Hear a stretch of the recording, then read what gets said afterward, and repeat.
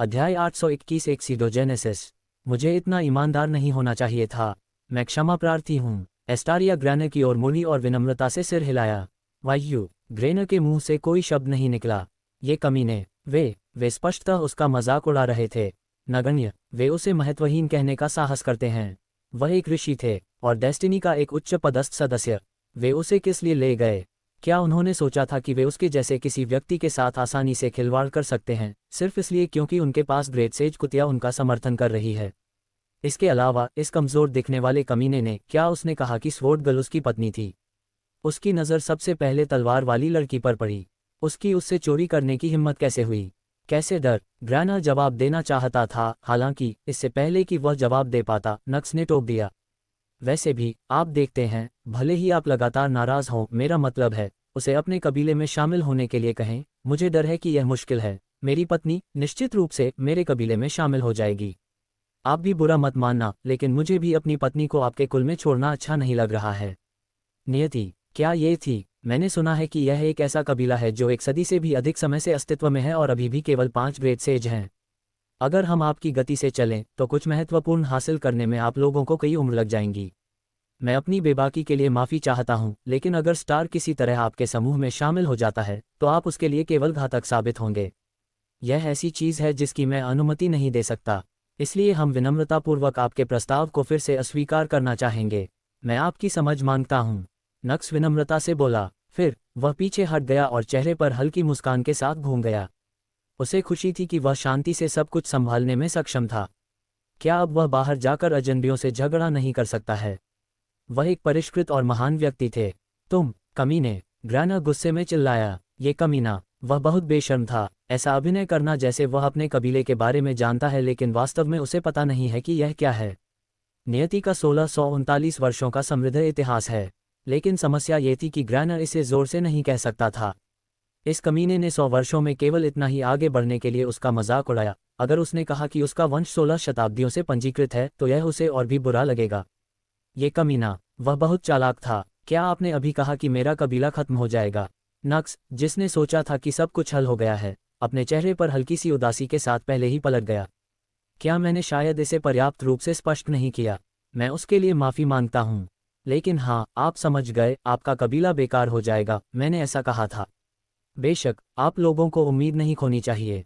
मेरा मतलब है, हर किसी की शुरुआती लाइन अलग अलग होती है ना? आपको इतनी मेहनत करते हुए देखना अच्छा लगता है। मुझे यकीन है कि आप जल्द ही, लगभग 50-60 हजार वर्षों में महानता हासिल कर लेंगे। अपना सर्वश्रेष्ठ प्रयास करते रहें।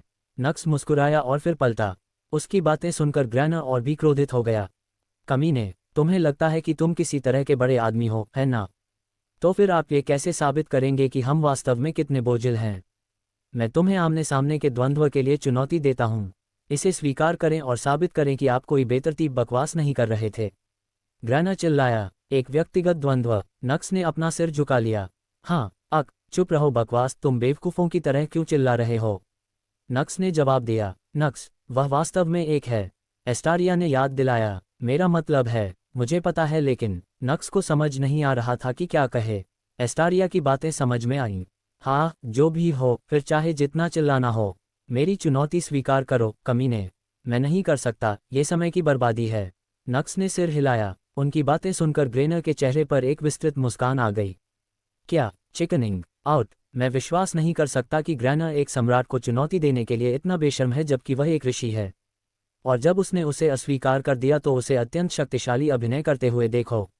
अरे, मैं भी इसे स्वीकार करने से गुरेज नहीं करूंगा। बात क्या है? क्या उसने पहले ही उसे शर्मिंदा नहीं किया था? महत्वहीन। अब मुझे लगता है कि वे सही हैं। ग्रैनर इतना महत्वहीन है कि उससे परेशान होना मुश्किल है। हाँ, टिल्डा, आप सही हैं। मुझे विश्वास नहीं हो रहा है कि उसने अपने कबीले को भी बुलाया है। वह अपने लाभ के लिए ऑर्डर के नियमों का उपयोग कर रहा है। ग्रेनर को आखिरकार अपना साथी मिल गया। मैच। उस आदमी ने ग्रैनर को ऐसे अपमानित किया जैसे कि यह कुछ भी नहीं था। टिल्डा।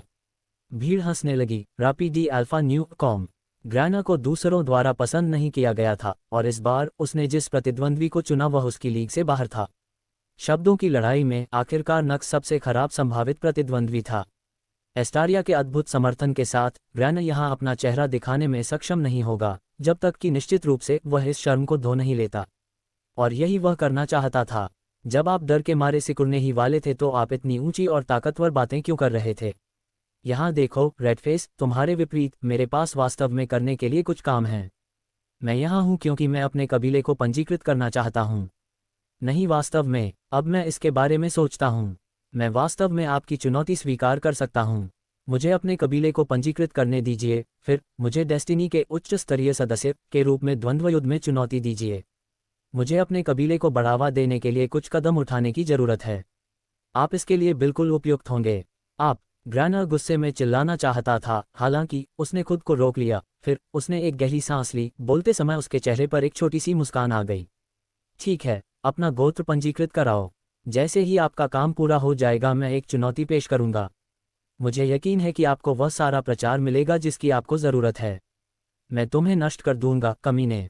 मम्मा, जैसा कि मुझे उम्मीद थी, आप वास्तव में एक अच्छे इंसान हैं। दूसरे कदम की तलाश करना कठिन होता। आपकी मदद के लिए धन्यवाद। हाँ टिल्डा, ज़रूर ज़रूर, बस अपना वंश पंजीकृत करें। रापी D alpha N U A backward C 0 ग्रैना हंसे। नक्स मुस्कुराया, फिर वह रिसेप्शनिस्ट की ओर मुड़ा और चेहरे पर हल्की मुस्कान के साथ बोला, मैं अपना वंश पंजीकृत कराना चाहूँगा। एच, आपके कबीले में कितने सदस्य हैं? काउंटर पर बैठे रिसेप्शनिस्ट ने सब कुछ सुन लिया था। उसे आश्चर्य हुआ कि नक्स वास्तव में ग्रैने की चुनौती स्वीकार करने के लिए सहमत हो गया। वह उसे रोकना चाहता था, हालांकि यह उसकी जगह नहीं थी। 13 मेरे सहित, नक्स ने उत्तर दिया। ये सब आपके कुल के सदस्य हैं? रिसेप्शनिस्ट ने चेहरे पर उत्सुकता दिखाते हुए सवाल किया। ये सही है, ये सभी खूबसूरत महिलाएं मेरे कबीले का हिस्सा हैं। जी, आपके लिए अच्छा है। मेरा मतलब है कि यह बहुत अच्छा है। मेरा मतलब है आपके कबीले के सदस्य।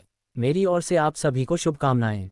धन्यवाद। नक्स ने सिर हिलाया। मैं चाहता हूं कि आप इस कागज पर अपने कबीले के सदस्यों का सारा विवरण, उनकी खेती का स्तर, उनकी उम्र, उनकी जाति का विवरण लिखें। इसके अलावा पहले कबीले के नेता का नाम और विवरण लिखना न भूलें। और चिंता मत करो, तुम जो भी विवरण लिखोगे वह बिल्कुल गुप्त होगा। इसके बारे में किसी को भी पता नहीं चलेगा, यहाँ तक कि मैं कुछ भी नहीं पढ़ूंगा। मैं बस इसे दिव्य गोला में रख दूंगा और यह सब कुछ करेगा। तुम भी कुछ नहीं पढ़ोगे? नक्स ने चेहरे पर आश्चर्य के भाव लाते हुए सवाल किया। पैतृक व्यवस्था जिस प्रणाली पर काम करती है वह रहस्यमय है, नक्स। उन्हें केवल हमारे कबीले को रैंक करने के लिए ये सब चाहिए। और यहाँ तक कि सम्राट भी पैतृक आदेश के माध्यम से हमारी जानकारी प्राप्त नहीं कर सकते हैं। चिंता मत करो, सब कुछ लिखो। बेशक, पहले अपना नाम लिखें। मेलिया चेहरे पर मुस्कान के साथ बोली। रिसेप्शनिस्ट ये देखकर थोड़ा आश्चर्यचकित हुआ कि मेलिया, एक महान ऋषि, वास्तव में कबीले का नेता नहीं था। हालांकि अंत में उसे कुछ भी कहने का कोई अधिकार नहीं था। यह उनका वंश था, वे जो चाहें कर सकते थे। नक्स ने समझ में सिर हिलाया और जल्दी से सब कुछ लिख दिया। टिल्डे, ये सोचना कि मैं सम्मानित कबीले नेता से लड़ूंगा, मुझे इसकी उम्मीद नहीं थी। दूसरी ओर ग्रेना हंसने लगे। अब वह इस लड़ाई का पहले से भी ज्यादा इंतजार कर रहा था। नक्स ने उसे पूरी तरह से नज़रअंदाज कर दिया। अपना विवरण लिखने के बाद उसने जल्दी से अपनी पत्नियों का विवरण लिखा। फिर उसने कागज आयशा को दे दिया। आयशा ने कहा वह चाहती थी कि नक्स भी उसके बारे में लिखे, हालांकि अंत में उसने कोई दृश्य पैदा नहीं किया। आखिरकार यहाँ पहले से ही एक दिलचस्प दृश्य चल रहा था। उसने तुरंत विवरण लिखा और पेपर मेलिया को दे दिया। अरे, सब काम पूरा हो जाने के बाद अपना विवरण भरना सबसे मजबूत है ना? जैसा कि वे कहते हैं, मुख्य पात्र अंत में आते हैं। स्काइला हंसी। मेलिया बस मुस्कुरा दी। मैं सबसे मजबूत नहीं हूँ। ओह चलो, तुम हमें धोखा नहीं दे सकती, सिस्टर मेलिया। स्काइला ने मेलिया की ओर देखा और टिप्पणी की। बेशक, हम जल्द ही आपसे संपर्क करेंगे। मुझे यकीन है आप ऐसा करेंगे। मुझे आश्चर्य नहीं होगा अगर आप सभी मुझसे आगे निकल जाएं। मेलिया ने अपनी बहनों पर नज़र डालते हुए मन ही मन सोचा। वह कागज पर लिखी उम्र देख सकती थी। ये राक्षस, मैं उनसे कैसे उलझ गया? मेलिया आश्चर्यचकित हुए बिना नहीं रह सकी। अंत में उसने बस आह भरी, अपना विवरण लिखा और रिसेप्शनिस्ट को पेपर दे दिया। रिसेप्शनिस्ट ने कागज लिया और उसे पलट दिया, जिससे पता चला कि उसने भी कुछ नहीं देखा है। तुम्हारे कुल का नाम क्या होगा? रिसेप्शनिस्ट ने सवाल किया। एक्सीडोजेनेसिस। तुम्हारे कुल का नाम क्या होगा? एक्सीडोजेनेसिस। नक्स ने अपने चेहरे पर आत्मविश्वास के भाव के साथ उत्तर दिया। उन्होंने इस पर गहन विचार किया था। ये काफी भव्य नाम है। रिसेप्शनिस्ट ने तारीफ की। ये हमारे कबीले की उत्पत्ति का प्रतीक है जो सभी अपेक्षाओं को पार करेगा और शीर्ष पर पहुंचेगा।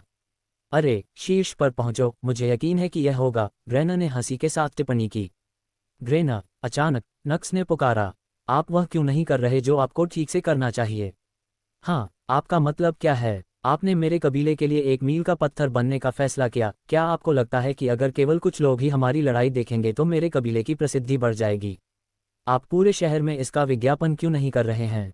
एक्सीडोजेनेसिस बनाम डेस्टिनी, एक पूरी तरह से नए कबीले और एक अच्छी तरह से स्थापित कबीले के बीच लड़ाई। इसे पूरे शहर में फैलाओ, तभी मुझे वास्तव में इससे कुछ मिलेगा, क्या आपको नहीं लगता? नक्स बोला और उसकी बातें सुनकर ग्रैनर के चेहरे पर एक कुटिल मुस्कान आ गई। हा tilde N alpha and alpha ethnic सीटर, आप बिल्कुल सही हैं। हमें इसका प्रचार पूरे शहर में करना चाहिए। हर किसी को आपके नए कबीले का उदय देखना होगा, है ना? और मुझे बहुत खुशी है कि मेरे कबीले डेस्टिनी को आपके कबीले एक्सीडोजेनेसिस की सीढ़ी बनने का अवसर मिला है। मैं इस अवसर के लिए आपको धन्यवाद देता हूँ। ग्रेना ने आदरपूर्वक सिर हिलाया। स्टार, हमने शायद यहाँ अपने दोस्त को गलत समझा होगा। देखना, यहाँ तक कि उनके जैसे व्यक्ति के भी अपने उपयोग हैं। नक्स विनम्रता से मुस्कुराया। वास्तव में मैं अपने फैसले में बहुत जल्दबाजी कर रहा था। मुझे पहले से ही ऐसा कुछ लेकर आना चाहिए था। एस्टारिया भी मुस्कुराए। हंस लो कमीनो, जितना चाहो हंस लो। आप बस अपनी कब्र खोद रहे हैं। आप चाहते हैं कि मैं पूरे शहर में इस मैच का विज्ञापन करूं? चिंता मत करो, मैं वही करूंगा जो तुम चाहोगी। मैं इसे करने के लिए अपनी पूरी ताकत लगाऊंगा। सूरज डूबने तक इस युद्ध के बारे में सभी को पता चल जाएगा। थोड़ा इंतजार करिए। ग्रैना मन ही मन मुस्कुराया, क्योंकि उसने कल्पना की थी कि वह इस नए कबीले को कैसे दफनाएगा। ये नए लोग उसके खिलाफ जाने की हिम्मत करते हैं। वह उन्हें दिखाएगा कि दुनिया कैसे काम करती है। तुम दोनों जानते हो कि क्या करना है, ठीक है? ग्रैना अपने 2 अधीनस्थों की ओर मुड़ा और बोला। हाँ, लॉर्ड ग्रैना। उनके अधीनस्थ, जो तुरंत समझ गए कि ग्रैना क्या करना चाहते थे, सिर हिलाया। फिर उन्होंने कनखियों से नक्स की ओर देखा और मुस्कुराए। तुम बेवकूफ़ कमीने हो, बिना जाने खुद को दफना रहे हो। ये और कितना शर्मनाक हो सकता है? तो फिर चले जाओ और तैयारी शुरू करो। मैं औपचारिक रूप से उसके कबीले को चुनौती देने के बाद आप सभी के साथ शामिल हो जाऊंगा। ग्रैना ये सुनिश्चित करना चाहता था कि नक्स अब अपने शब्दों से पीछे ना हटे। जैसी आपकी आज्ञा, लॉर्ड ग्रेना। दोनों अधीनस्थों ने सिर झुकाया और बाहर चले गए। दूसरी ओर ग्रैना ने नक्स की ओर देखा और विनम्रता से मुस्कुराया। क्या आपने अपने कबीले का पंजीकरण पूरा कर लिया है? नक्स रिसेप्शनिस्ट की ओर मुड़ा। रिसेप्शनिस्ट, जो कागज पर कुछ विवरण लिख रहा था, ने उस पर मोहर लगाई और फिर कागज को एक सफ़ेद रंग के गोले पर रख दिया। गोला चमका और 5 सेकंड बाद कागज गायब हो गया। आपका कबीला पंजीकृत हो गया है। हम आपके भविष्य के प्रयासों के लिए शुभकामनाएं देते हैं। रिसेप्शनिस्ट मुस्कुराया। बजाय, ये बहुत अच्छा है। डेस्टिनी आमने सामने की लड़ाई में एक्सीडोजेनेसिस को चुनौती देना चाहेगी। ग्रैना मुस्कुराया। हालांकि रिसेप्शनिस्ट ने अपना सिर हिलाया। मैं चुनौतियों से संबंधित मामलों की देखरेख नहीं करता। ठीक है, मैं इसके बारे में भूल गया था। चलिए, उस काउंटर में चुनौतियां जारी की जाती हैं। ग्रेना बोला और तेजी से दूसरे काउंटर की ओर चला गया। लेकिन जैसे ही नक्स उसके पीछे चलने वाला था, रिसेप्शनिस्ट ने पुकारा। क्या आप वाकई ऐसा करना चाहते हैं? आपका क्या मतलब है? मुझे नहीं पता कि आप ग्रेनर के इरादे को पहचानते हैं या नहीं, लेकिन मैं एक बात कहूँगा। वह कमज़ोर नहीं है। चाले, तुम क्यों नहीं आ रहे हो? आप अब पीछे हटने के बारे में नहीं सोच सकते, ठीक है? अचानक ग्रेना ने पुकारा। बिल्कुल नहीं, आप मेरे वंश के लिए इतना कुछ कर रहे हैं, अब मैं कैसे पीछे हट सकता हूँ? नक्स ने चेहरे पर मुस्कान के साथ उत्तर दिया। वास्तव में? ग्रेना भी मुस्कुराया। नक्स उसकी ओर चला। नियति एक्सीडोजेनेसिस से अधिक मजबूत है। चून की नियति चुनौती जारी करने वाली है, इसलिए एक्सीडोजेनेसिस को चुनौती के नियमों को तय करने का अधिकार है। नए काउंटर पर बैठा रिसेप्शनिस्ट ये शब्द कहने के बाद नक्स की ओर मुड़ा। उसका इरादा स्पष्ट था, वह चाहती थी कि नक्स चुनौती के नियम बताए। हालांकि नक्स, जिसकी नज़र रिसेप्शनिस्ट पर पड़ी, पूरी तरह से सोचने वाली बात सोच रहा था। अरे, आखिरकार मैं एक देख रहा हूँ। हो, क्या सभी योगिनें उसकी तरह खूबसूरत हैं? नक्स ने मन में सोचा।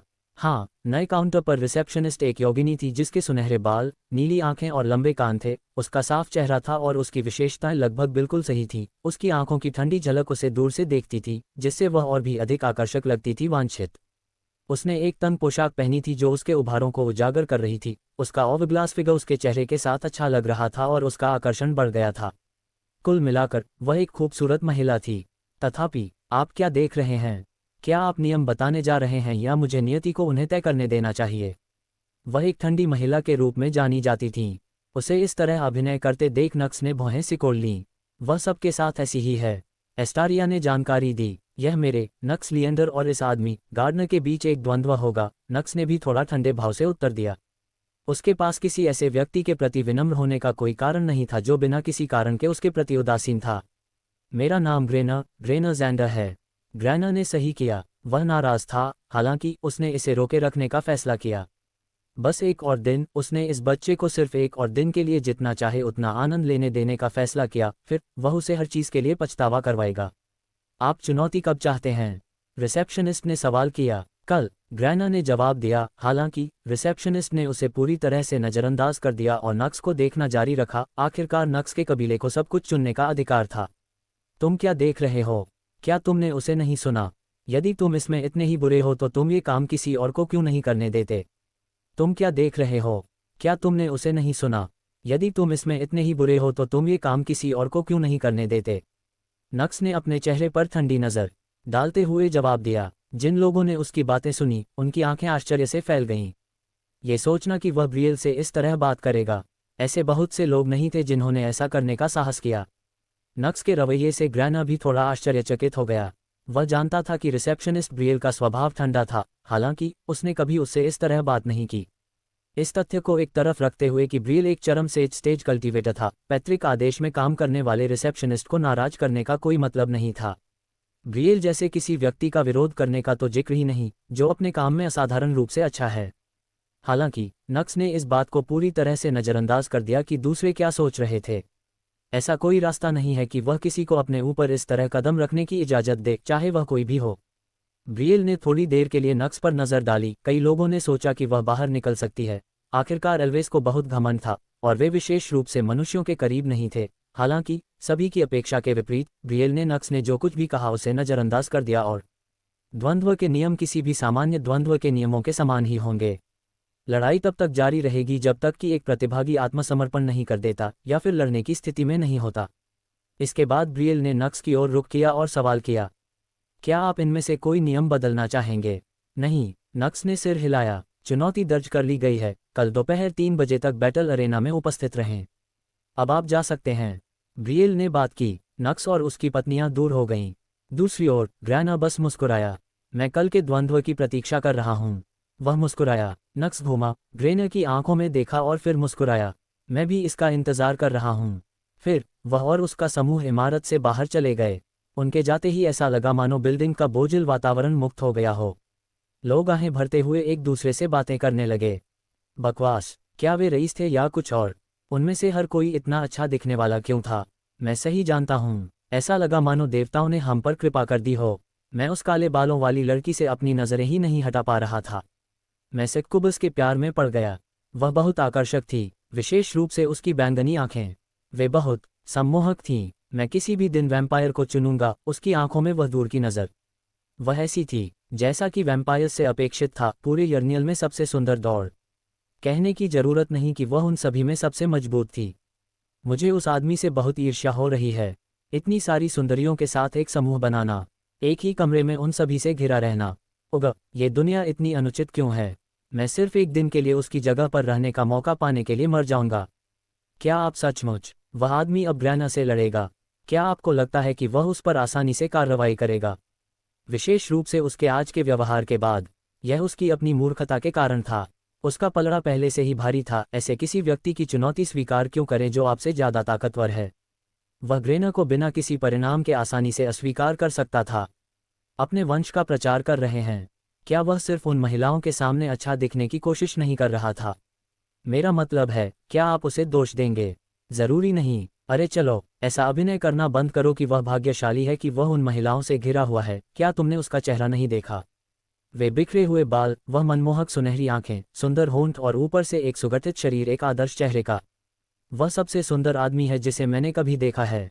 ये वे महिलाएं हैं जो भाग्यशाली थीं कि उन्हें ये सब अपने पास मिला। ये सही है, मैं पूरी तरह सहमत हूँ। तस्क, बस इतना कहो कि तुम्हें उससे प्यार हो गया। तो क्या हुआ अगर मैंने किया? तुम्हें इससे कोई समस्या है? अरे, तलवार वाली लड़की उसकी पत्नी है। तुम्हें लगता है कि वह तुम्हारे जैसे किसी को देखेगा भी? आप ऐसे बात करते हैं मानो जिस सक्कुबस के चक्कर में आप पड़े वह आपका हो जाएगा। ठीक है, वह एक सक्कुबस है, इसलिए मुझे एक मौका मिल सकता है। यहाँ तक कि सुक्कुबी के पास भी मानक हैं। उसकी उम्र निश्चित रूप से आपके जितनी कम नहीं होगी। उद्धरण चिन्ह डॉट डॉट डॉट उद्धरण चिन्ह। हर जगह अराजकता फैल गई। एक्सीडोजेनेसिस के पहले ही दिन हर कोई उनके बारे में बात कर रहा था। जहाँ तक कबीले की बात है, खैर वे किसी और काम में व्यस्त थे। अब हमें अपना परिचालन शुरू करने के लिए एक इमारत की आवश्यकता है। एस्टारिया ने बात की। एम्बर ने टिप्पणी की, अरे हम अंततः शुरुआत कर रहे हैं। क्या आपके मन में कोई जगह है सिस्टर एस्टारिया? फेलबटा ने प्रश्न किया। मेरे मन में कुछ स्थान हैं। यह विशेष रूप से नया है, इसलिए वहाँ सभी इमारतें हाल ही में बनाई गई हैं और अच्छी तरह से सुसज्जित हैं। ये बाजार के करीब है और विशाल है। हालांकि 3 छोटे समूह हैं जिन्होंने वहाँ इमारतें भी खरीदी हैं, इसलिए जब हम विस्तार करना शुरू करेंगे तो हमें उन्हें दूर ले जाना होगा। बेशक, हम उनसे बाद में निपट सकते हैं। मैं उन पर नज़र रख रहा हूँ। वे बिल्कुल मजबूत नहीं हैं, इसलिए कोई समस्या नहीं होगी, लेकिन ध्यान रखें, वहाँ की इमारतें महंगी हैं। यहाँ तक कि सबसे सस्ता भी लगभग 1000 ईंस का है। एस्टारिया ने खुलासा किया। हो, ईंस? वह क्या है? नक्स असमंजस में पड़ गया। क्या आप इसे पहले ही भूल गए थे? क्या आपको वह पत्थर याद नहीं है जिसके अंदर संघनित मन जमा हो गया था? आह, वो सफ़ेद पीले पत्थर। वास्तव में हमें तब उनमें कोई खास दिलचस्पी नहीं थी, क्योंकि वे खेती में हमारी ज़्यादा मदद नहीं कर पाते थे, क्योंकि उनके अंदर का मन बहुत अशुद्ध है। पता चला कि वे यर्नियल में मुद्रा का एक रूप हैं, अमाया ने समझाया। तो फिर सोने का क्या? केवल नश्वर लोग ही सोने और चांदी जैसी चीज़ों का उपयोग करते हैं। हमारे लिए कल्टीवेटर केवल ईंस का महत्व रखते हैं। एस्टारिया ने उत्तर दिया। और आपके पास कितने ईंस हैं? लगभग 6000। उद्धरण चिन्ह। नक्स चुप हो गया। फिर वह अपनी अन्य पत्नियों की ओर मुड़ा, लेकिन उन सभी ने अपना सिर हिला दिया। वे हर समय उसके साथ थीं, उन्होंने ईंस कमाने के लिए कभी कुछ नहीं किया। नक्स आयशा की ओर मुड़ा। वह एक राजकुमारी थी, उसके पास बहुत सारा पैसा होगा, है ना? आयशा ने जवाब दिया, मेरे पास लगभग 50,000 हैं। नक्स कुटिलता से मुस्कुराया। ओहे, नक्स! अचानक मेलिया ने चेहरे पर असमंजस के भाव लाते हुए पुकारा। आप ऐसा व्यवहार क्यों कर रहे हैं? क्या आपके पास पहले से ही पर्याप्त पैसा नहीं है? आपके स्टोरेज रिंग में 10,000 10 स्टार जानवरों के शव हैं, उनमें से 1000 को बेचना भी आपके लिए 1000 यून कमाने के लिए पर्याप्त होगा। क्या इसीलिए आप नहीं चाहते थे कि ब्लडहॉट हाउस सबसे पहले उन सभी जानवरों का शिकार करने में आपकी मदद करे? मेलिया समझ नहीं पाए। मेरे पास पहले से ही पैसे हैं। मेरे पास पहले से ही पैसे हैं। नक्स ने चेहरे पर आश्चर्य के भाव लाते हुए कहा। उद्धरण चिन्ह। मेलिया असमंजस में पड़ गई। जल्द ही नक्स होश से बाहर आया और जोर से हंसा। ये सही है, हा टिल्डर, हम उन जानवरों के शरीर बेच सकते हैं, मैं ये कैसे भूल सकता हूँ। नक्स, कभी कभी तुम अजीब व्यवहार करते हो।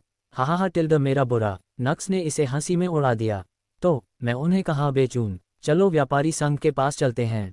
वे इसे हमसे तुलनात्मक रूप से कम कीमत पर खरीदेंगे, लेकिन ग्राहकों को ढूंढने में हमारा समय बर्बाद करने से यह बेहतर है। एस्टारिया ने बात की। नक्स ने समझ में सिर हिलाया। फिर समूह ने मर्चेंट गिल्ड में जाने का फैसला किया।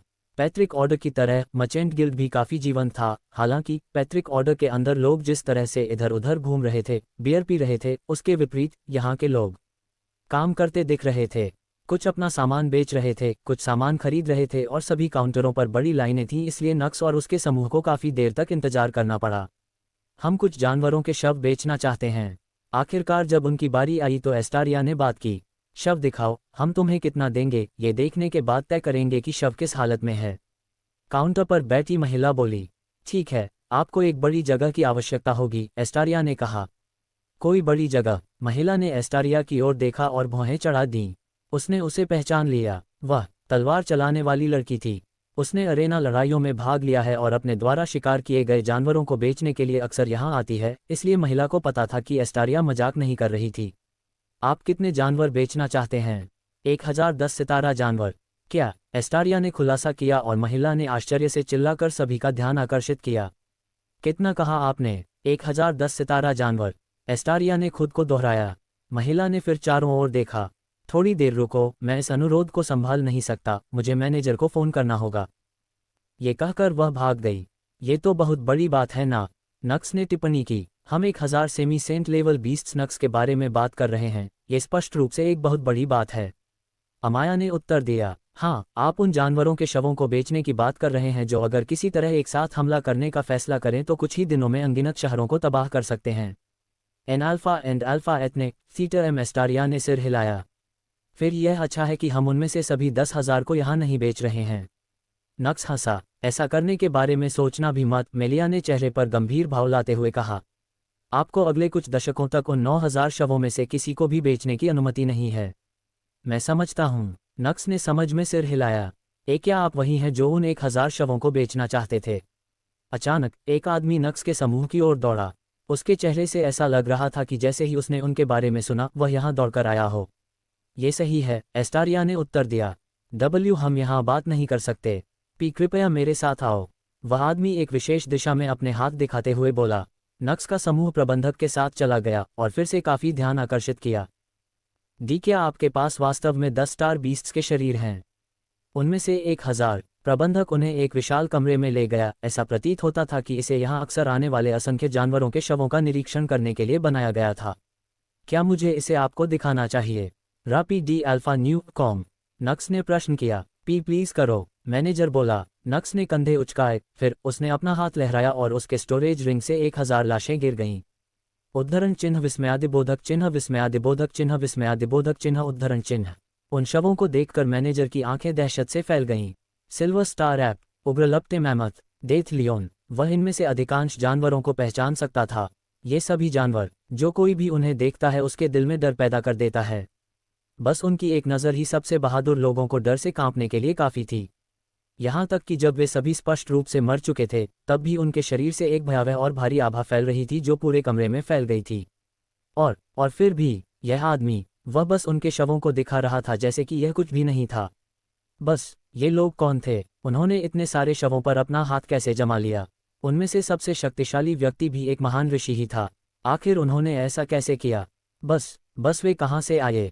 वे किस सत्ता से संबंधित थे? मैनेजर का मन तरह तरह के सवालों से भर गया। हालांकि उत्सुक होने के बजाय वह डरा हुआ था। ये लोग, जिनकी शक्ल अलौकिक थी, वे अब उसकी नज़र में भयानक राक्षसों की तरह लग रहे थे। मुझे ये सुनिश्चित करने की ज़रूरत है कि मैं उनकी बुरी नज़रों में ना आऊं। मुझे इसकी परवाह नहीं है कि उन्होंने इसे चुराया है या कुछ और। ये तथ्य कि उनके पास ऐसा कुछ है, इस बात का पर्याप्त प्रमाण है कि वे सामान्य नहीं हैं। मैं उन्हें कतई नाराज नहीं कर सकता। गल्प, मैनेजर अंदर ही अंदर घुट गया। ओए मैनेजर, हाँ, वहाँ, आप अपना निरीक्षण कब शुरू करने जा रहे हैं? नक्स ने प्रश्न किया। ठीक है, मुझे इसका निरीक्षण करने की आवश्यकता नहीं है। वे निश्चित रूप से 10 सितारा जानवर हैं। भले ही वे मर गए हों, मैं उनके डरावने आभामंडल को महसूस कर सकता हूँ।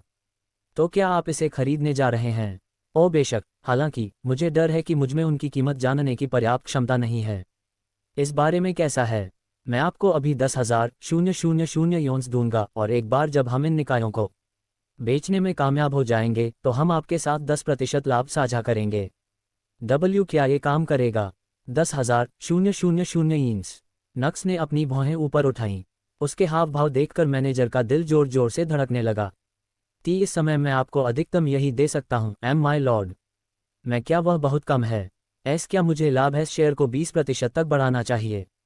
उन्होंने सवाल किया। यह आदमी कितना डरा हुआ था, ये जानने के लिए किसी को उसके पीले चेहरे को देखने की जरूरत नहीं थी। दूसरी ओर नक्स ने अपने चेहरे पर भावशून्य भाव से मेलिया की ओर देखा। 10,000 यीन्स, सचमुच? उसका हाव भाव यही कह रहा था। मेलिया ने शर्मिंदगी से अपना चेहरा घुमा लिया। खैर, वह इस दुनिया की सबसे शक्तिशाली शक्तियों में से एक की राजकुमारी थी, तो उसके लिए कुछ चीज़ों के मूल्य में थोड़ी गड़बड़ी करना ठीक था, है ना? यह वास्तव में सबसे ऊंचा स्थान है जिस पर मैं जा सकता हूँ, माय लॉर्ड। ये देखकर कि नक्स अभी भी चुप था, प्रबंधक अब और भी अधिक डर गया। उसका शरीर भी कांपने लगा था। नक्स को तुरंत एहसास हुआ कि वह क्या सोच रहा था और उसने अपना सिर हिलाया। चिंता मत करो, 10% पर्याप्त है, आपको 20% देने की आवश्यकता नहीं है। चलिए डील फाइनल करते हैं। ये बिल्कुल भी बुरा नहीं है, नक्स ने चारों ओर देखते हुए टिप्पणी की। बेशक, ये हमारे पास मौजूद सबसे अच्छे अड्डों में से एक है। इसमें एक मुख्य हॉल है जहां आपके कबीले के सदस्य अपनी बैठकें कर सकते हैं और कबीले से संबंधित मामलों पर चर्चा कर सकते हैं। 3 अन्य हॉलों का उपयोग अन्य उद्देश्यों के लिए किया जा सकता है। अधिकांश कबीले उन्हें कल्टीवेशन हॉल, मंत्र हॉल और अनुशासन हॉल के रूप में उपयोग करते हैं। यहाँ एक प्रशिक्षण क्षेत्र भी है जहाँ आपके कबीले के सदस्य मजबूत होने के लिए एक दूसरे के साथ अपने मंत्र और युद्ध का अभ्यास कर सकते हैं। लिविंग क्वार्टर में 50 कमरे हैं और इसमें अधिकतम 200 सदस्य हो सकते हैं। और निस्संदेह भविष्य में उपयोग के लिए कुछ अतिरिक्त छोटी इमारतें भी हैं। आमतौर पर लगभग 400-500 वर्षों के इतिहास वाला केवल एक मध्यम स्तर का कबीला ही इस प्रकार के आधार खरीदता है। हालांकि मेरा मानना है कि यह स्थान नए कबीले का होना चाहिए जो सभी अपेक्षाओं को पार करेगा और शीर्ष पर पहुंचेगा। एक सीडोजेनेसिस बेस बेचने वाला चेहरे पर बड़ी मुस्कान के साथ बोला। नक्स ने इस आदमी पर नजर डाली। वह मोटा था, उसकी त्वचा तैलीय थी और उसके नैन नक्श बिल्कुल तीखे नहीं थे। दिखने में वह औसत से नीचे था। हालांकि जब बेचने की बात आई तो वह निश्चित रूप से एक विशेषज्ञ था। वह जानता था कि अपना सामान बेचने और जो वह चाहता है उसे पाने के लिए क्या कहना है। वह बिल्कुल मजबूत नहीं था, वह केवल एक किंग स्टेज कल्टीवेटर था। हालांकि फिर भी जिस तरह से वह उनसे बात कर रहा था उससे ये स्पष्ट था कि वह सम्राटों और संतों के साथ व्यवहार करने का आदी था। नक्स ने टिप्पणी की, मुझे ये जगह पसंद है। एस्टारिया ने इस स्थान की अनुशंसा की थी, इसलिए उसे पहले से ही पता था कि यह बहुत अच्छा होगा। यह विशाल था, पूरी भूमि 300 एकड़ चौड़ी थी, 3 मुख्य हॉल भव्य दिखते थे और बाकी इमारतें एक दूसरे से अच्छी तरह मेल खाती थीं।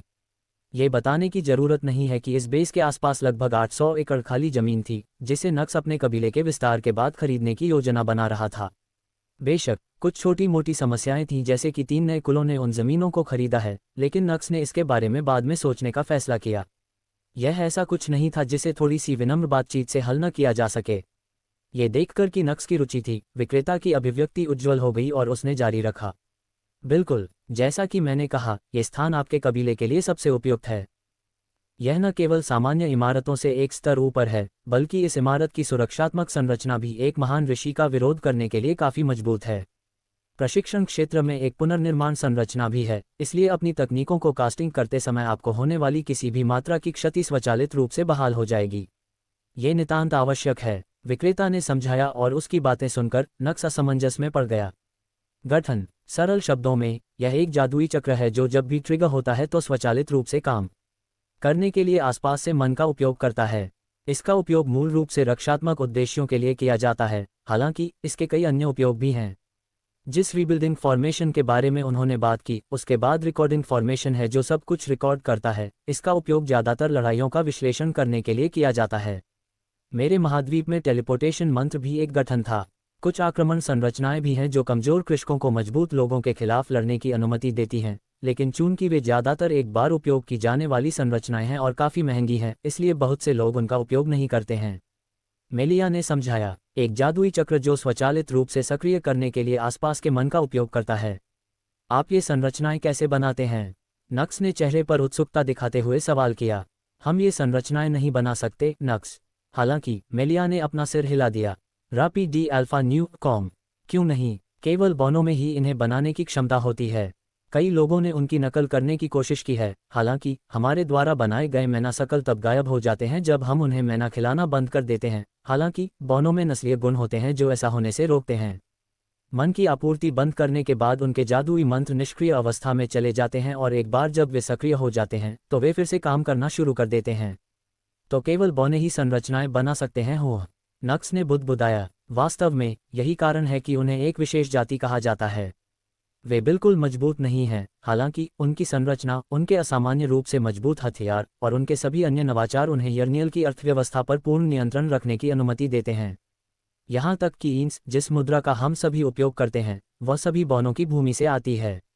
पूरे यर्नियल में इयॉन ऑर्ब्स हैं, हालांकि केवल ड्वार्वेन लैंड द्वारा संसाधित इयॉन को ही मुद्रा के रूप में इस्तेमाल किया जा सकता है, बाकी इयॉन पूरी तरह से बेकार है।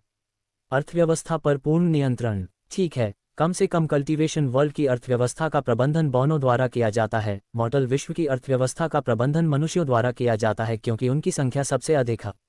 बेशक नश्वर दुनिया वास्तव में मायने नहीं रखती है, वास्तविक अर्थव्यवस्था अभी भी बौनों के हाथों में है। यही कारण है कि भले ही उन्हें सबसे कमजोर जाति कहा जा सकता है, कोई भी जाति उन्हें दुश्मन के रूप में नहीं चाहती है। पैसे की ताकत निश्चित रूप से मजबूत है, नक्स ने टिप्पणी की। ठीक है, ये वास्तव में पैसे की शक्ति नहीं है, ये सृजन की शक्ति है। वे सिर्फ ये दिखाने के लिए पैसे का उपयोग कर रहे हैं कि वे हर चीज़ पर कितना हावी हैं। पैसा उनके लिए सिर्फ दिखावा करने का एक तरीका है। मेलिया ने सही किया, नक्स ने समझ में सिर हिलाया। वैसे भी हमें अभी इस सब के बारे में चिंता करने की ज़रूरत नहीं है। हमारे पास बहुत पैसा है, चलो आगे बढ़ें और आधार खरीदें। इसके बाद हमें अन्य चीज़ें भी करने की ज़रूरत है। मेलिया ने बात की और नक्स ने सिर हिलाया। फिर वह विक्रेता की ओर मुड़ा और सवाल किया, इस बेस की कीमत क्या है? ये बहुत महंगा नहीं है, हे भगवान, केवल 4,500,000 ईंस, 4.5 मिलियन हो। नक्स बुदबुदाया। दूसरी ओर मेलिया ने विक्रेता की आंखों में देखा, फिर उसकी लाल आंखें चमक उठीं और उसने सवाल किया, इस आधार की वास्तविक कीमत क्या है? अचानक विक्रेता की आंखें धुंधली हो गईं और उसने बेजान स्वर में उत्तर दिया, 4,350,000 ईंस। वह इसमें से केवल 150,000 ओंस कमा रहा है। मेरा मानना है कि यह एक उचित सौदा है। मेलिया नक्स की ओर मुड़ी और बोली। नक्स ने मेलिया की ओर देखा, फिर वह विक्रेता की ओर मुड़ा। क्या तुमने उस पर आकर्षण का प्रयोग किया? क्या मुझे नहीं करना चाहिए? मेलिया ने असमंजस में अपना सिर झुका लिया। हालांकि उसने एक सुरक्षात्मक हार पहना हुआ है। वह ऐसा कुछ मेरे आकर्षण के विरुद्ध काम नहीं करेगा। क्या आप भूल गए कि मेरी माँ कौन है? मैंने एक या दो चीज़ें सीखी हैं। मेलिया ने ऐसे कंधे उचकाए मानो ये दुनिया की सबसे सामान्य बात हो। क्या सोच रहे हो? क्या तुम यह आधार बेचना चाहते हो या नहीं? मेलिया नाराज स्वर में बोली। विक्रेता आखिरकार सदमे से बाहर आ गया। उसे नहीं पता था कि क्या हुआ। वह बिना किसी स्पष्ट कारण के अचानक ही चुप हो गया। नक्स, उसे बेचने में कोई खास दिलचस्पी नहीं है। क्या हमें चले जाना चाहिए? मेलिया नक्स की ओर मुड़ी और सवाल किया। शांत हो जाओ मेलिया। आप 4,500 यून्स, हम इसे ले लेंगे। तुम्हें बेचना है या नहीं? ओ बिल्कुल, मैं इसे लूंगा। मैं जवाब न देने के लिए माफ़ी चाहता हूँ, इन दिनों मेरी तबीयत ठीक नहीं है। विक्रेता ने चेहरे पर मूर्खतापूर्ण मुस्कान के साथ अपना सिर खुजलाया। फिर नक्स ने विक्रेता की ओर एक भंडारण रिंग फेंकी। यहाँ, तुम्हें धन्यवाद, मैं अब छुट्टी लूंगा। यह आधार अब आपका है। मेरी गिल्ड आपको शाम तक सभी संरचनाओं पर नियंत्रण देने के लिए कुछ लोगों को भेजेगी। यदि आपको भविष्य में कोई समस्या आती है तो कृपया गिल्ड से संपर्क करें। तुम गिनती नहीं करोगे। मुझे विश्वास है कि एक्सीडोजेनेसिस मेरे जैसे साधारण व्यापारी को धोखा देने की कोशिश नहीं करेगा। अरे, आपके पास अपने शब्दों का एक तरीका है। नक्स मुस्कुराया। मैं इसे एक प्रशंसा के रूप में लूंगा। विक्रेता हंसा और अपना सिर झुका लिया, लेकिन जैसे ही वह जाने वाला था। आपका क्या नाम है? नक्स ने प्रश्न किया। अमेरिगो विक्लेस्टीन, मेरे भगवान।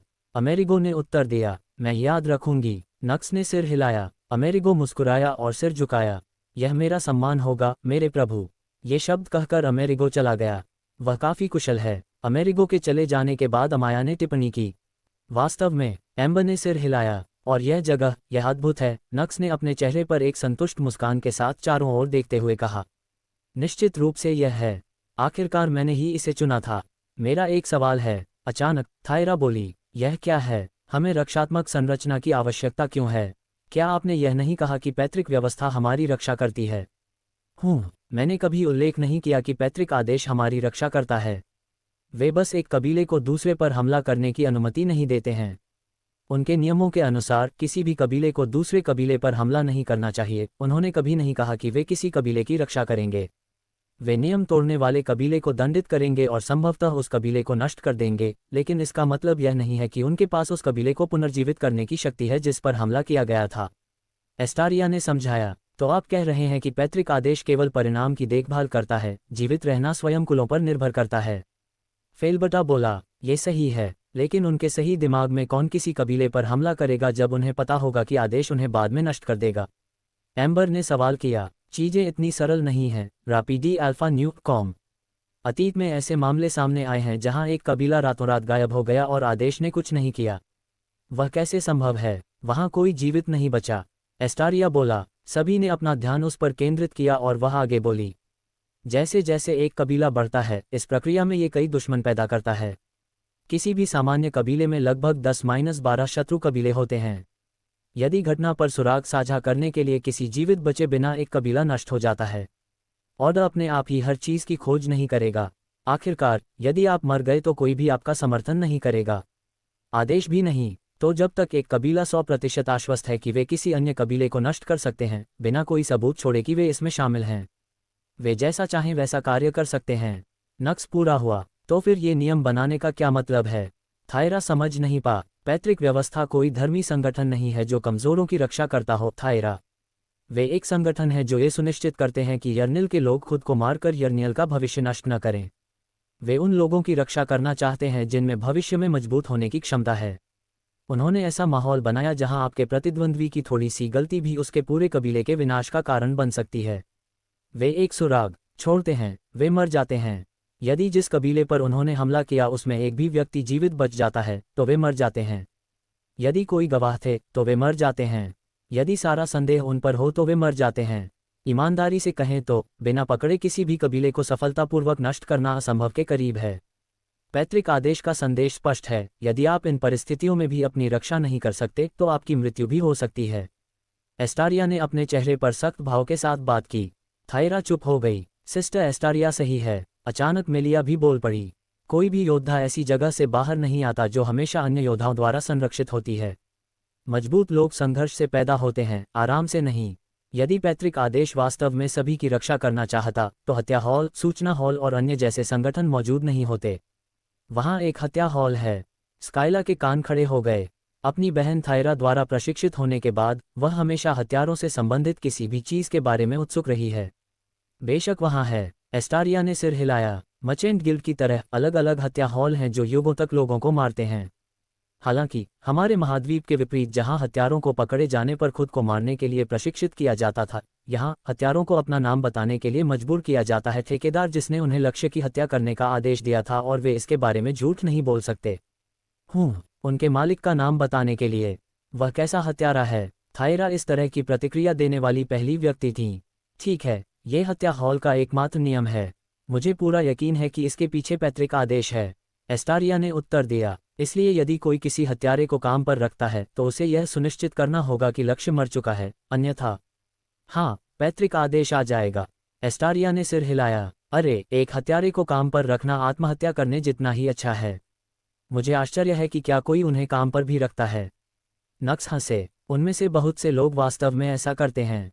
एस्टारिया ने उत्तर दिया। हालांकि यह महत्वपूर्ण जोखिमों के साथ आता है। इन हत्या हॉलों की सफलता दर 90% से अधिक है। कुछ लोकप्रिय हत्यारे हैं जो कभी असफल नहीं हुए हैं। बहुत से लोग अपने दुश्मनों से निपटने के लिए उन्हें काम पर रखते हैं। ये भी एक और कारण है कि रक्षात्मक संरचना एक आवश्यकता है। एस्टारिया ने समझाया। N alpha and alpha ethnic थीटर एम हे, फिर मुझे उन हत्यारों पर दया आती है जो हमारे बाद आएंगे। नक्स हंसा। तभी उसके हाथ में एक सफ़ेद रंग का गोला दिखाई दिया और उसकी मुस्कान फैल गई।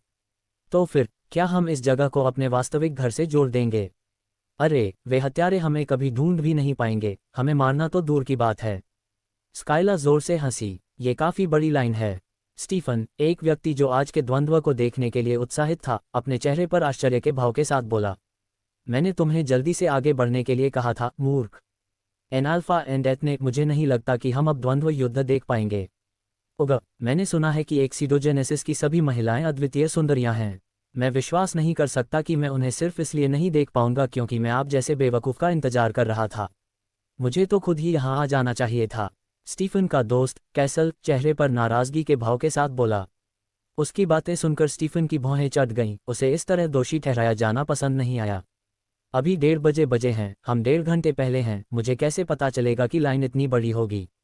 आपने क्या उम्मीद की थी?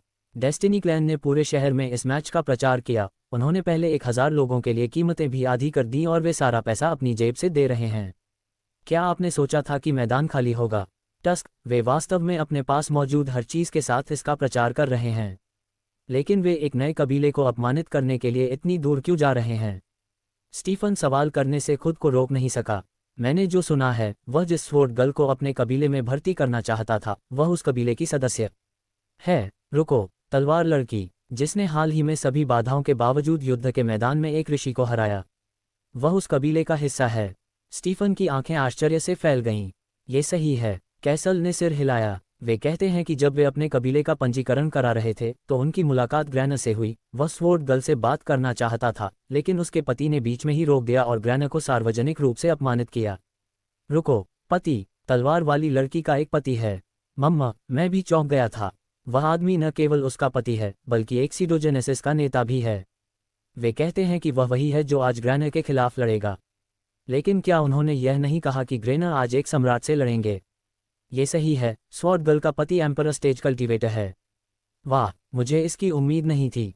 उसके रूप और प्रतिभा से मैंने सोचा था कि वह केवल एक महान ऋषि को ही चुनेगी। मैंने कभी नहीं सोचा था कि वह एक सम्राट को चुनेगी। क्या आपको लगता है कि मेरे पास भी एक मौका था? आप केवल एक किंग स्टेज कल्टीवेटर हैं।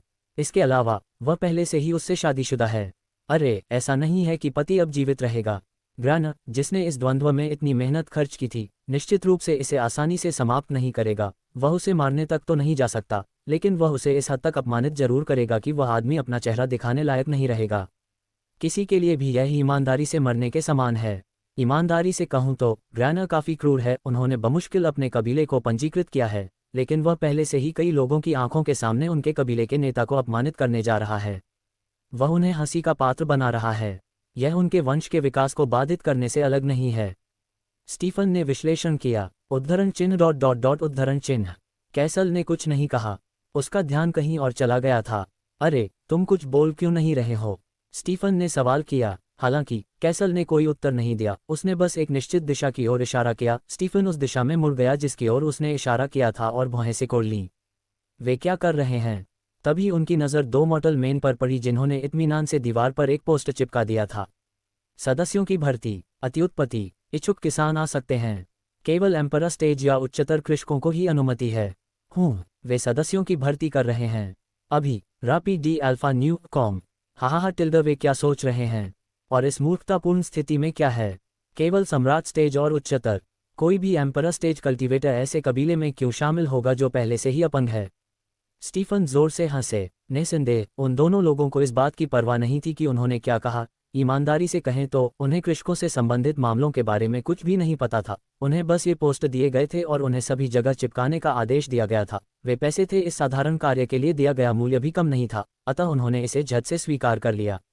हाहा टिल्डर, मैं विश्वास नहीं कर सकता कि वे अभी सदस्यों को भर्ती करने का प्रयास कर रहे हैं। कई अन्य कृषक जो सच्चाई जानते थे हंसने लगे। जल्द ही ये बात चारों ओर फैलने लगी और कुछ ही मिनटों में सभी को पैट्रिक हॉल के अंदर हुई घटनाओं के बारे में पता चल गया। 1 घंटे बाद बैटल एरिना के हाई व्यूइंग बॉक्स के अंदर। ओहो स्वॉर्डगल, हम फिर मिलेंगे, एक आदमी चेहरे पर बड़ी मुस्कान के साथ बोला। वह आदमी 2 मीटर लंबा था और उसका शरीर बहुत बड़ा था। उसका सिर गंजा था और भूरी मूंछें और दाढ़ी थी। उसकी आंखें सुनहरी थीं और उसकी सांवली त्वचा से पता चलता था कि उसने कितनी कड़ी मेहनत की है। उसे यह आसानी से मिल गया था। उसके चेहरे पर मुस्कान थी और वह काफ़ी मिलनसार लग रहा था। यदि कोई अपने आसपास की आभा को नज़रअंदाज कर सकता है तो वह है। आदमी ने अनजाने में जो आभा छोड़ी वह भारी थी। यह आदमी ताकतवर था। वह एक महान ऋषि थे, नियति के उपनेता एडेन। एस्टारिया ने आंखें सिकोड़कर पुकारा। तभी एडेन की नज़र एस्टारिया के पीछे खड़ी महिलाओं पर पड़ी और वह मुस्कुराया। तो ये आपके कबीले के साथी हैं? ये सही है। एस्टारिया ने सिर हिलाया। हाहा टिल्डर, यह अच्छा है कि आप आखिरकार एक कबीले में शामिल हो गए। ऐसे बहुत से कबीले थे जो आपको भर्ती करना चाहते थे, ये सोचकर कि आप एक बिल्कुल नए कबीले का हिस्सा होंगे। ये वाकई मनोरंजक है, लेकिन मुझे नहीं पता था कि एक सीडोजेनेसिस 12 हाई व्यूइंग बॉक्स टिकट खरीदने के लिए पर्याप्त समृद्ध था। सिस्टर एस्टारिया, क्या आपने यह नहीं कहा कि यह एक वीआईपी सीट जैसा कुछ था? उन्होंने हमें एक अलग कमरा क्यों नहीं दिया? मैंने सोचा कि मैं किसी को परेशान किए बिना शांति से द्वंद्व का आनंद ले सकता हूँ। मैं ईमानदारी से बेहतर की उम्मीद कर रहा था। अचानक मेलिया बोली, मैं आपको परेशान कर रहा हा? अचानक जैसे ही एडेन की नज़र मेलिया पर पड़ी, उसके आसपास का माहौल बदल गया। उद्धरण चिन्ह उद्धरण चिन्ह। हालांकि मेलिया ने अपनी अभिव्यक्ति में जरा भी बदलाव किए बिना वापस एडेन की आंखों में देखा। उसकी अभिव्यक्ति इतनी उदासीन लग रही थी कि एडेन, जो एक क्रूर शेर की तरह व्यवहार कर रहा था, अप्रत्याशित रूप से पीछे हट गया। क्या? और जैसे ही एडेन को एहसास हुआ कि वह पीछे हट गया है, उसकी अभिव्यक्ति बदल गई। उसे विश्वास ही नहीं हो रहा था कि क्या हुआ। उसने फिर से मेलिया की आंखों में देखा और उन लाल आंखों को देखकर उसका दिल जोर से धड़कने लगा। यह महिला, आखिर वह कौन थी? आप लोग आश्वस्त दिख रहे हैं, मेलिया ने टिप्पणी की। आप लोग आश्वस्त दिख रहे हैं, मेलिया ने टिप्पणी की। उसने एडेन के पीछे खड़े लोगों पर नजर डाली। वे डेस्टिनी के सदस्य थे और वे सभी अपने चेहरे पर आत्मविश्वास के साथ उसकी ओर मुस्कुरा रहे थे। मेलिया ने फिर चारों ओर देखा। वहां वह योगिनी लड़की भी थी जो वीआईपी सीट पर बैठी नक्स से भी बदतमीजी से बात करती थी। मेलिया को नहीं पता था कि वह यहाँ क्यों थी। उसकी अभिव्यक्ति अभी भी उतनी ही ठंडी थी जितनी तब थी जब वह काउंटर पर बैठी थी। हालांकि वह अभी भी देख रही थी कि क्या हो रहा था। मेलिया ने फिर एडेन की आंखों में देखा और सवाल किया, क्या आप वास्तव में सोचते हैं कि एक कबीले का नेता अपने कबीले की छवि को नष्ट करने का जोखिम उठाएगा जब उसने मुश्किल से अपने कबीले को पंजीकृत किया हो? क्या तुम्हारा क्या मतलब है? एडेन, जिसे पहले से ही कुछ अजीब महसूस हो रहा था, जैसे ही उसने मेलिया की आंखों में देखा तो उसने अपने चेहरे पर झुर्रियां डालते हुए सवाल किया। वीआईपी बॉक्स में बैठे अन्य लोगों की नज़र भी मेलिया पर पड़ी। मुझे यकीन है कि आप जानते हैं कि उस समय क्या हुआ था। नक्स के पास ग्रैनर की चुनौती स्वीकार करने का कोई कारण नहीं था। मैं, एक सम्राट, आपकी चुनौती क्यों स्वीकार करूंगा? यदि आपको लगता है कि यह उचित है तो आप मेरे कबीले के महान ऋषि को आमने सामने द्वंद्व में चुनौती क्यों नहीं देते? स्थिति से निपटने के लिए बस ये शब्द ही काफ़ी होते। क्या आपको नहीं लगता कि यह अजीब है? अगर नक्स इस स्थिति से बाहर निकल सकता था तो उसने ऐसा क्यों नहीं किया? और यहाँ तक कि ग्रेनर को पूरे शहर में खबर फैलाने का सुझाव भी दिया। अगर आप सोचते हैं कि यह सब संयोगवश हुआ तो क्या आप कुछ ज़्यादा ही भोले भाले नहीं हैं। मेलिया के होंठ ऊपर की ओर मुड़ गए। क्या तुमने कभी सोचा नहीं क्या होगा अगर यह सब शुरुआत में एक जाल था? N alpha and alpha ethnic theta MW आप किस बारे में बात कर रहे हैं? एडेन चिल्लाया। हालांकि मेलिया जवाब देने के बजाय मंच की ओर मुड़ गईं, और जैसे कि यह पूर्व नियोजित था, अब 2 द्वंद्ववादियों से मंच पर आने का अनुरोध किया गया है। घोषणा हो गई। ग्रेनर इसमें कदम रखने वाले पहले व्यक्ति थे। लॉर्ड ग्रेनर, उसे दिखाओ कि तुम किस चीज से बने हो। उसे नष्ट कर दो। नियति, नियति, नियति। सभी मंत्रों को सुनकर ग्रेनर मुस्कुराया। ये बिल्कुल वैसा ही था जैसा उसने उम्मीद की थी। यहाँ हर कोई जानता था कि लड़ाई कौन जीतेगा। क्या वह एक साधु था जो एक सम्राट को बेशर्मी से चुनौती दे रहा था?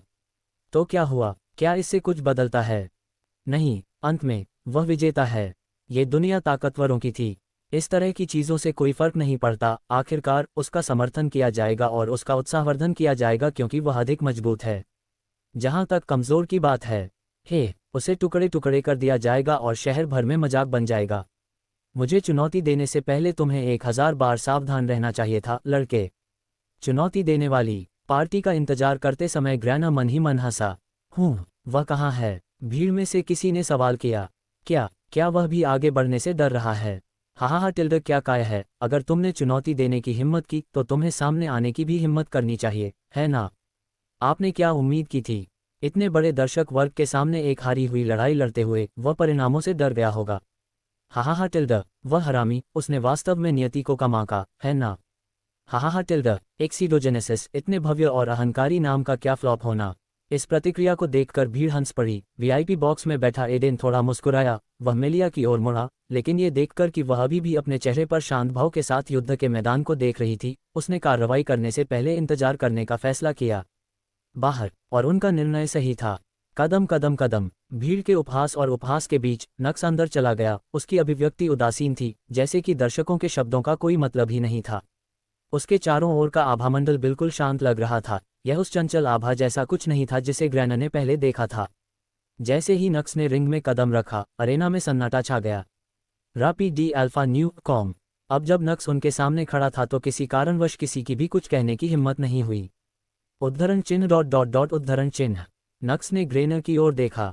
उसकी सुनहरी शांत आंखों ने किसी तरह ग्रेनर को उत्तेजित कर दिया। हालांकि वह कुछ नहीं कर सका। वह बस स्थिर खड़ा रहा और उद्घोषक की ओर देखता रहा। उनके मैच शुरू होने का इंतजार किया जा रहा है। नक्स लिएंडर एक्सीडोजेनेसिस से और ग्रेनर ज़ैंडर डेस्टिनी से। चून की दोनों द्वंद्ववादी यहाँ हैं। मैं द्वंद्व की शुरुआत की घोषणा करता हूँ। उद्घोषक ने घोषणा की और कमीने, मैं तुमसे बहुत हो चुका हूँ। ग्रेनर गुस्से में चिल्लाया। जैसे ही वह नक्स की ओर बढ़ा और उसके सिर पर निशाना साधा, उसके हाथ में एक लंबी चांदी के रंग की तलवार दिखाई दी। ग्रेनर एक बॉडी स्टेज कल्टीवेटर थे। मैना कल्टीवेटर्स के विपरीत, जो समूह लड़ाइयों में उत्कृष्ट थे, उनकी विशेषता इस द्वंद्व की तरह एक पर एक लड़ाई थी। और ऐसा विशेष रूप से तब होता है जब वह सफलतापूर्वक अपने प्रतिद्वंद्वी से दूरी कम कर लेता है, जो वह पहले ही कर चुका था क्योंकि वह अब नक्स से 10 मीटर करीब था और नक्स अभी भी नहीं हिला था। मैं बहुत ज़्यादा सोच रहा था। अंततः वह सिर्फ एक सम्राट है। वह मेरी गति पर प्रतिक्रिया भी नहीं कर सकता। मुझे किसी तरह हराना तो दूर की बात है। अपने मन में उस विचार के साथ ग्रेनर ने अपनी तलवार को काट दिया और एक ही बार में नक्स का सिर काटने की कोशिश की। शुरू में उसने उसे मारने की योजना नहीं बनाई थी, लेकिन आज नक्स ने जिस तरह से उसे देखा, वह उसे पसंद नहीं आया। इसी वजह से इस लड़के को इसकी कीमत चुकानी पड़ी। तू तो गया। हालांकि ग्रेनर अचानक चिल्लाया। ग्रेनर की अभिव्यक्ति बदल गई। नक्स की अभिव्यक्ति, जो इतने समय तक उदासीन रही, वह बदल गई। वह हरामी, वह मुस्करा रहा था। अचानक नक्स हिल गया। ग्रेनर की तलवार, जो अपने लक्ष्य से पूरी तरह चूक गई, चलती रही, जिससे उसका संतुलन बिगड़ गया। ग्रेनर ने मन ही मन शाप दिया। वह इतना लापरवाह कैसे हो सकता है? उन्होंने इतनी बड़ी ओपनिंग दे दी। ग्रेनर ने तुरंत खुद को नक्स के हमले के लिए तैयार कर लिया। हालांकि 2 सेकंड बीत गए और कुछ नहीं। भ्रमित होकर ग्रेनर ने नक्स पर नजर डाली। तुम कमीने। जब ग्रेनर ने नक्स को अपनी ओर मुस्कुराते हुए देखा तो उसने जोर से शाप दिया, मानो वह कह रहा हो, आपको ये सब मिला है। पूरी तरह खुला होने पर भी हमला नहीं करना। वह था, यह आदमी, वह उसके साथ खेल रहा था। वह एक सम्राट, एक ऋषि, उसके साथ खेल रहा था। अचानक अपने चेहरे पर एक हल्की सी मुस्कान के साथ नक्स ने एक निश्चित दिशा की ओर इशारा किया। ग्रेनर ने तेजी से उस दिशा में देखा जिस दिशा में नक्स ने इशारा किया था और उसकी नज़र एक पोस्टर पर पड़ी। सदस्यों की भर्ती, अत्युत्पत्ति, इच्छुक किसान यहाँ आ सकते हैं। सदस्यों की भर्ती के लिए एक पोस्टर। मुझे अपने वंश को बढ़ावा देने के लिए एक कदम की जरूरत है। तुम परिपूर्ण हो जाओगे। ग्रैना को अचानक नक्स के शब्द याद आए और उसकी अभिव्यक्ति बदल गई। जितना हो सके इस द्वंद्व का विज्ञापन करना सुनिश्चित करें। ठीक है, तुम कमीने हो, मैं आपको नष्ट कर दूंगा। ग्रैना ने फिर से शाप दिया और अपनी तलवार पर अपनी पकड़ मजबूत कर ली और फिर से हमला किया। पूर्ण मौन, गल्प। युद्ध क्षेत्र इतना शांत था कि एक घूंट की आवाज़ भी जोर से और स्पष्ट रूप से सुनी जा सकती थी। भीड़, जो इतनी उत्तेजना के कारण दहाड़ और चिल्ला रही थी, इतनी घातक रूप से शांत हो गई कि ऐसा लगा जैसे किसी ने उनके मुंह से सभी आवाज़ों को बंद करने के लिए कोई बड़ा जादू कर दिया हो। ये प्रतिक्रिया, युद्ध क्षेत्र के लंबे इतिहास में ऐसा कभी नहीं हुआ। लेकिन वे क्या कर सकते थे? वे जो देख रहे थे वह भी कुछ ऐसा था जो पहले कभी नहीं हुआ था। एक सेज स्टेज कल्टीवेटर पूरे चेहरे पर चोट के निशान के साथ फर्श पर पड़ा हुआ था और उसका प्रतिद्वंद्वी, वह वहीं खड़ा था, अपनी जेब में हाथ डालकर उसके खड़े होने का इंतजार कर रहा था। उसने कोई जादुई मंत्र या तलवार चाल तैयार नहीं की, वह वास्तव में बस इंतजार करता रहा। सम्राट बस अपने प्रतिद्वंद्वी, एक ऋषि के खड़े होने और फिर से लड़ने का इंतजार कर रहा था। और सबसे भयावह बात यह थी कि जब साधु वास्तव में खड़ा होता है और उस पर फिर से हमला करता है, सम्राट बस कुछ बार अपने हमलों से बच जाता है और एक बार हवा में कई बार हमला करने के बाद ऋषि अपना संतुलन खो देता है। सम्राट उसके पेट और फिर उसके चेहरे पर लात मारता है, जिससे वह फिर से जमीन पर गिर जाता है। पूरे समय उसके हाथ उसकी जेब में रहते हैं। आमतौर पर जिस मैच में अंडरडॉग जीत की स्थिति में होते हैं, भीड़ से उत्साह और गर्जना होती है, वही यहाँ भी होना चाहिए था। आखिरकार एक सम्राट एक ऋषि के खिलाफ जीत रहा था।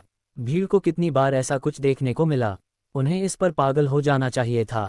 हालांकि किसी कारण से कोई भी एक शब्द भी नहीं बोल सका, जयकार करना तो दूर की बात है। इस लड़ाई में सम्राट कभी भी दलित व्यक्ति की तरह नहीं दिखे। शुरू से ही ये ऋषि ही थे जिनके साथ खिलवाड़ किया जा रहा था। यह ऐसा था मानो सम्राट ऋषि के मन में अपनी श्रेष्ठता अंकित करना चाहता हो। उसने कभी भी अपने लाभ का फायदा नहीं उठाया। उसने इंतजार किया कि ऋषि उसके साथ समतल मैदान पर आ जाए और उसे पहला हमला करने दे, और उसके बाद ही उसने उसे हरा दिया। और उसने ऐसा बार बार किया। चाहे आप कुछ भी करें, आप जीत नहीं सकते। ये सिर्फ शारीरिक हार नहीं थी, वह शारीरिक स्तर पर हार रहा था। इतनी बड़ी भीड़ के सामने ऐसे खेला जा रहा है। ग्रैना को विश्वास ही नहीं हो रहा था कि उसके साथ ऐसा कुछ हो रहा है। तुम बस्तर उग गए। ग्रैना ने फिर से हमला करने की कोशिश की, लेकिन फिर से नक्स ने उसकी आंत पर लात मारी, फिर उसके चेहरे पर घुटना मारा और ग्रैना फिर से गिर गया। यहाँ तक कि वह पैटर्न भी नहीं बदला। ग्रैना ने गहरी सांस ली। अभी नहीं, ऐसा नहीं, वह हार नहीं मानेगा। यह अहंकारी कमीना, वह उसे नष्ट कर देगा। उसने खड़े होने की कोशिश की, लेकिन फिर नक्स ने अचानक ग्रेनर के सिर पर अपना पैर रखा और उसे पीछे जमीन पर धकेल दिया। ग्रेनर को नक्स के चेहरे को देखने के लिए संघर्ष करना पड़ा, हालांकि इससे पहले कि वह ऐसा कर पाता, उसने देखा कि उसके ऊपर कुछ चमक रहा है। यह एक जादुई मंत्र था। यदि उसे इस दूरी से हिट मिलती है तो यह अंत का प्रतीक होगा। ग्रैनर की आंखें आश्चर्य से फैल गईं। उसने तुरंत अपनी सारी ताकत वापस पा ली और खड़ा हो गया। फिर बिना किसी और इंतजार के उसने नक्स से दूर जाने के लिए अपनी बेहतर गति का इस्तेमाल किया, सफलतापूर्वक दूरी बनाई और आने वाले स्पेल के लिए तैयारी की। उद्धरण चिन्ह, विस्मयादिबोधक चिन्ह, विस्मयादिबोधक चिन्ह, विस्मयादिबोधक चिन्ह, उद्धरण चिन्ह। लेकिन फिर ग्रैनर की आंखें आश्चर्य से फैल गईं जब उसने देखा कि नक्स ठीक उसके सामने आ रहा है। बिना कोई समय बर्बाद किए नक्स ने ग्रैनर का चेहरा पकड़ लिया और उसका सिर जमीन में धकेल दिया। बम एन अल्फा एंड एथने आग भफ। ग्रैनर दर्द से चिल्लाया, लेकिन फिर अचानक उसे अपने अंगों पर कुछ महसूस हुआ। रापी डी अल्फा न्यू कॉम। उसने हिलने डुलने की कोशिश की, हालांकि उसे एहसास हुआ कि उसके अंगों पर एक चीज उसकी गति को सीमित कर रही थी। ग्रैनर की अभिव्यक्ति बदल गई। ये कमीना क्या करने की कोशिश कर रहा था? उसके मन में एक प्रश्न उठा, लेकिन तभी अचानक उसे फिर से वह रोशनी दिखाई दी। एक जादुई घेरा, और इस बार ये ठीक उसके चेहरे के सामने था, और वह भी एक अग्नि तत्व जादू चक्र। नहीं, ग्रैनर को अंततः एहसास हुआ कि नक्स क्या करने की कोशिश कर रहा था और उसका चेहरा डर से पीला पड़ गया। इस दूरी से भले ही यह एक साधारण आग का गोला हो, प्रभाव होगा। मैं हार मानता हूँ, मैं आत्मसमर्पण करता हूँ, मेरी हार हुई। ग्रैनर जोर से चिल्लाया। फिर खड़े होते ही नक्स के चेहरे पर एक हल्की सी मुस्कान आ गई। 4 आसान चरणों में कॉपी ट्रेडिंग से अपनी आय बढ़ाएं, अभी जानें। Forex 4U। अपने बड़े खर्चों के लिए तत्काल व्यक्तिगत ऋण प्राप्त करें। टाटा कैपिटल। उसके हाथों में जो जादू का गोला चमक रहा था वह अंततः टूटने से पहले ही अचानक फीका पड़ने लगा। बैंगनी काली वाइन जो ग्रैनर के अंगों को पकड़े हुए थी उसी समय गायब हो गईं। लड़ाई खत्म हो चुकी थी। उद्धरण चिन्ह डॉट डॉट डॉट उद्धरण चिन्ह। हालांकि युद्ध क्षेत्र अभी भी खामोश था, यहाँ तक कि उद्घोषक भी सकते में लग रहे थे। नक्स ने उदासीन भाव से उद्घोषक की ओर देखा और बोला, उसने आत्मसमर्पण कर दिया, अब आप परिणाम घोषित कर सकते हैं। हाँ, आर सही है। उद्घोषक अंततः अपनी नींद से बाहर आया, फिर वह काले लबादे पहने हुए दो प्राणियों की ओर मुड़ा। उन्होंने अपने चेहरे ढके हुए थे और एक पूरी तरह से अलग बक्से पर बैठे थे। ऐसा लग रहा था कि वहां केवल उन दोनों के लिए ही जगह थी। लड़ाई की निष्पक्षता सुनिश्चित करने के लिए उन्हें पैतृक आदेश से भेजा गया था। उन दोनों ने सिर हिलाया। उद्घोषक ने उनका संदेश समझा और सिर हिलाया। डेस्टिनी के जी ग्रैनर ने आत्मसमर्पण कर दिया है। इस द्वंद्व का विजेता नक्स लिएंडर है। एक्सीडोजेनेसिस और डेस्टिनी के बीच चुनौतीपूर्ण कबीला एक्सीडोजेनेसिस जीत गया है, उद्घोषक ने घोषणा की और तभी भीड़ ने अंततः प्रतिक्रिया व्यक्त की। हाँ, एक्सीडोजेनेसिस, तुमने ये किया। वह ग्रैनर, उसे देखो। हा, नक्स, मैं तुमसे प्यार करता हूँ। नक्स, मुझे एक बच्चा दो। भीड़ पागल हो गई। हालांकि नक्स अभी भी उदासीन रहा और भीड़ को पूरी तरह से नज़रअंदाज करते हुए बस घूम गया। इस कार्रवाई ने भीड़ को और भी अधिक उत्साहित कर दिया। वे जोर जोर से चिल्लाने लगे। जो जयकारे डेस्टिनी का समर्थन कर रहे थे उन्होंने तुरंत ही अपनी प्रशंसा का लक्ष्य बदल दिया। एक्सीडोजेनेसिस से नक्स लिएंडर, ये शीघ्र ही एक गर्म विषय बन गया। जल्द ही अफवाहें फैलने लगी कि स्वॉर्ड गर्ल भी एक्सीडोजेनेसिस का हिस्सा है। बैटल अरेना में नक्स का प्रदर्शन एस्टारिया के साथ मिलकर, जिसने पहले ही स्वॉर्ड गर्ल के रूप में अपना नाम बना लिया था, एक्सीडोजेनेसिस का नाम भी चारों ओर फैलने लगा। वीआईपी बॉक्स में लड़ाई खत्म होते ही एक्सीडोजेनेसिस के बाकी सदस्य खड़े हो गए। उनके हाव भाव में कोई खास बदलाव नहीं आया। ऐसा लगा मानो परिणाम बिल्कुल भी आश्चर्यजनक नहीं था। डेस्टिनी के वाइस लीडर एडेन ने अपने चेहरे पर एक अजीब भाव के साथ एक्सीडोजेनेसिस के सदस्यों की ओर देखा। उसकी नज़र फिर मेलिया पर पड़ी, फिर उसे उसकी बातें याद आईं। क्या होगा अगर यह सब शुरू में एक जाल था? नक्स अपने चेहरे पर उदासीन भाव के साथ बैटल स्टेज से बाहर चला गया। कुछ मिनट बाद जब नक्स बैटल अरेना में घूम रहा था, उसके कबीले के सदस्य उसकी ओर बढ़े। जैसे ही उसने अमाया की ओर देखा और सवाल किया, उसकी उदासीन अभिव्यक्ति तुरंत एक चंचल मुस्कान में बदल गई। ये कैसा था? क्या आप मेरे द्वारा छोड़े गए प्रभाव से संतुष्ट थे? सिर हिलाते ही अमाया के चेहरे पर मुस्कान आ गई। एक निर्दयी, लक्ष्य संचालित व्यक्ति जो वह चाहता है उसे हासिल करता है और जो कोई भी उसके रास्ते में खड़े होने की हिम्मत करता है उसे नष्ट कर देता है। वह एक अच्छी छवि थी। मैं सहमत हूँ, मंच पर आपके पास एक विशेष आकर्षण था। फेलबटा ने टिप्पणी की। मैं सहमत हूँ, आप मजबूत और स्वादिष्ट लग रहे थे। अल्लूरा ने अपने होठों को आकर्षक ढंग से चाटते हुए कहा। ईमानदारी से कहूँ तो वह कृत्य मेरे लिए कुछ ज्यादा ही गंभीर था। नक्स ने थोड़ा विचार करने के बाद टिप्पणी की। कई बार मैं उस कमीने को थोड़ा और चिढ़ाना चाहता था।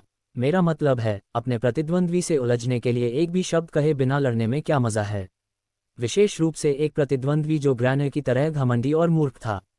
नक्स हंसा। ठीक है, आपको एक छवि की आवश्यकता है। आप केवल असीमित क्षमता वाले एक राक्षसी व्यक्ति नहीं हैं, अब आप एक्सीडोजेनेसिस के नेता हैं। आपके कार्य अब हमारे कबीले का प्रतिनिधित्व करते हैं और हमें एक मजबूत छवि की आवश्यकता है, खासकर जब से हम अभी शुरुआत कर रहे हैं। यदि आप वैसा ही व्यवहार करते हैं जैसा आप आमतौर पर करते हैं, तो आपने अखाड़े में उत्पन्न सभी तनाव को कम कर दिया होगा, जो ठीक है, जो उतना मजबूत प्रभाव नहीं छोड़ेगा जितना आपने अब छोड़ा है।